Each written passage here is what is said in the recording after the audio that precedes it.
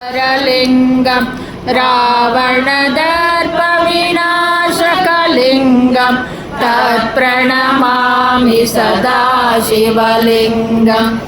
कनकसुगन्धसुलेपितलिंगं बुद्धिविवर्धनकारणलिंगं सिद्धसुरासुरवन्दितलिंगं तत्प्रणमामि सदा शिवलिंगं कनकमहामणिभूषितलिंगं फणिपतिवेष्टितशोभितलिंगं दक्षसुयज्ञविनाशकलिंगं तत्प्रणमामि सदा शिवलिंगं कुङ्कुमचन्दनलेपितलिंगं पंकजहारसुशोभितलिंगं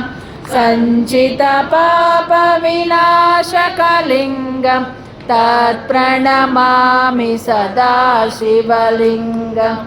देवगणार्चितसेवितलिंगं भावै भक्तिभिरेव च लिंगं लीलकरकोटिप्रभाकरलिंगं तत्प्रणमामि सदा शिवलिंगं